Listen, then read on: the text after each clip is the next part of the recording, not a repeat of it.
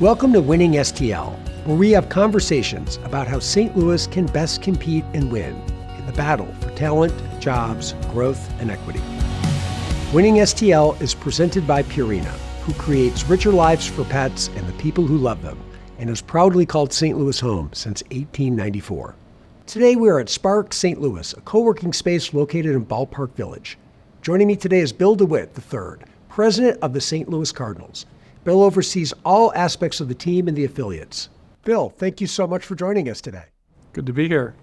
So Bill, when I moved here, I knew the Cardinals were a big deal and I knew it was a baseball town, but I think it was the first opening day I was part of or went downtown for, and it occurred to me that it's a little different. It was more of a civic holiday, I guess I would say. The streets were jammed. There were rallies in Keener Plaza. The fans that weren't able to go to the game were still decked out in their gear at work or at school. And it occurred to me, yeah, it's a really big deal here. Obviously, you come from a storied baseball family. You knew what you were getting into back in 96 when you started here. But is there ever an experience where you've said, wow, the fans really do love this team?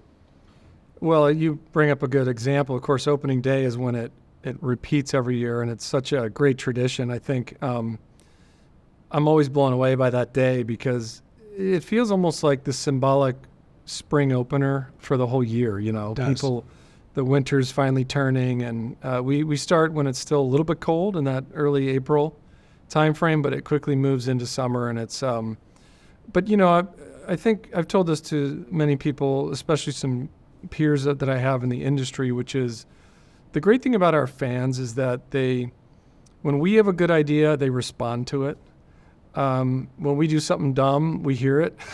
But that level of interaction and that fan passion is such a great element to have when you're doing what I do, because the feedback's immediate and it's not negative always. It's also often very positive, and we see that with attendance. I mean, 3 million every year plus, and you know that's puts us in the top 5 and sometimes in the top 2 or 3 in baseball. So it's such a testament to the great fan base and their interest in the game, and then the great history and tradition and the experiences that they have down at Busch Stadium. Well, kind of like what I hope St. Louis as a whole does, which is a punch above our weight class for a city our size, for 3 million plus fans every year. It's really pretty dramatic.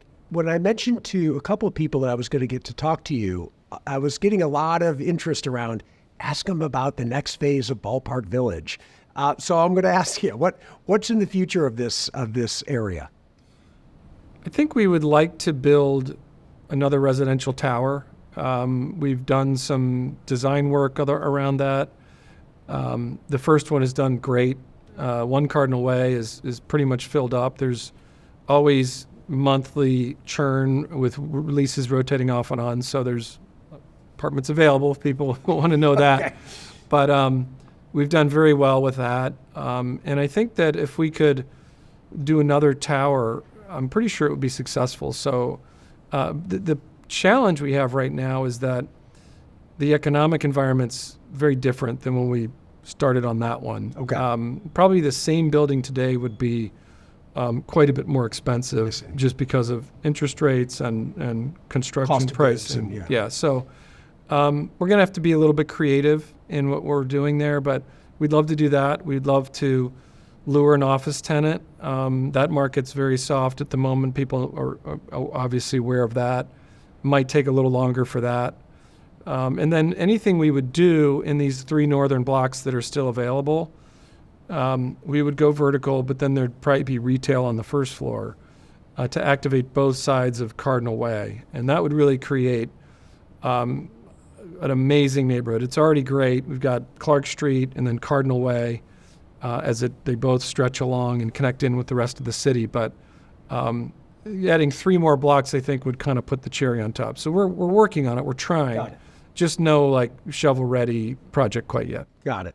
So I guess that's maybe a good transition to the Cardinals really as stakeholders in St. Louis. I can't think of a, of a group or a business that has more riding on downtown St. Louis being the best version itself than the Cardinals, from economic opportunity to public safety. Is that how you see it? And what do you see? What do you see the future of St. Louis right now, the downtown area? Yeah, well, we definitely have a lot invested, and we'll continue to do everything we can to be a leading corporate citizen for all the downtown issues. And so, for example, I've decided to be a little bit more active in my role on things like downtown planning committees and a GSL or the CID, for example. Worked a lot with our leaders on security ideas and thoughts. A good example of that in trying to take a leadership role is last year we had some break-ins during the game, early in the spring on some parking lots.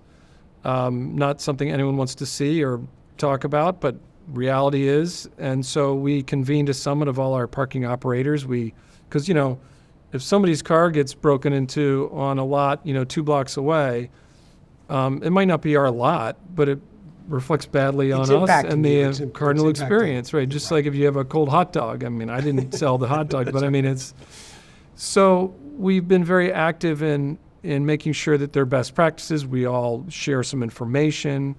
We talked about having better lighting and people stay longer to oversee things. So I'm just giving you an example of where you take a negative and you try to turn it around into a positive with the Cardinals' ability to pull people together and solve problems. Another thing we've done is taken a leadership role in a additional layer of security downtown.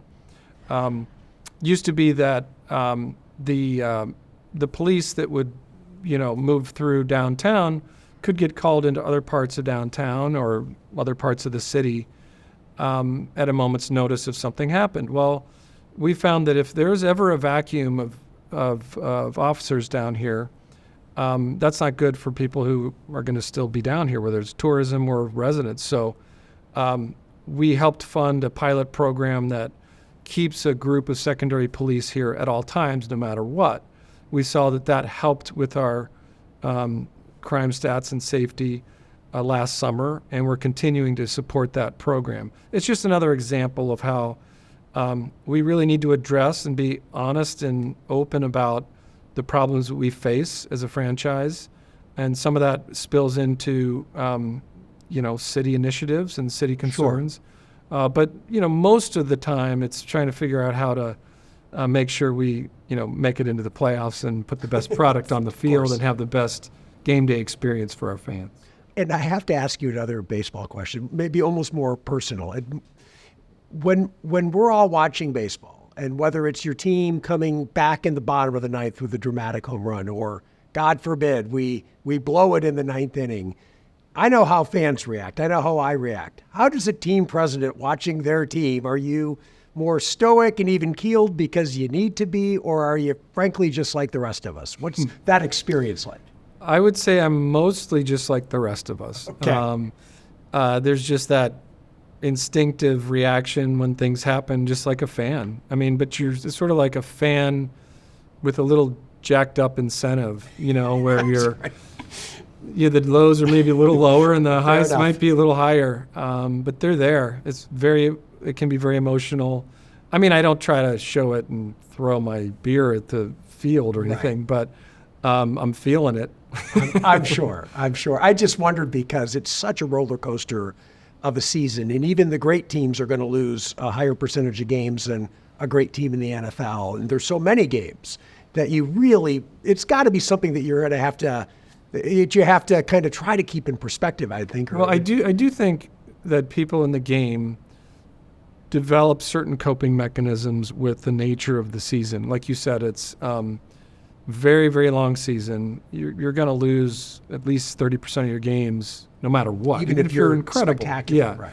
So keeping it into perspective is a big part of it, and realizing just how long of a season it is. I mean, you can, like when we won the World Series in 2006, I think we had 3 losing streaks of 7 games or more that year. down the end, too. We think about it. You lose 7 games in a row, and you just feel like the season is lost. We're done. You know, and sun will never come up at again. the time. It's what it feels That's right. like. But having that perspective, knowing that we've been able to, just the next day is another game, and that's what's wonderful about baseball. It's really the soundtrack of the summer, because they play every day.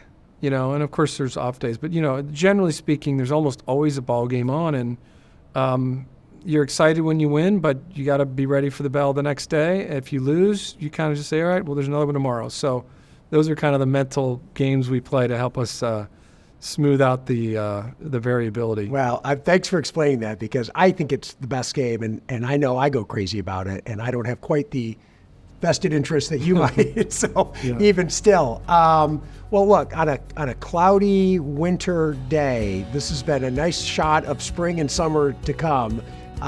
Really appreciate you taking time and meeting with us. I just want to thank you so much. My pleasure. Thank you, Happy Bill. to do it. Thanks for having this for us.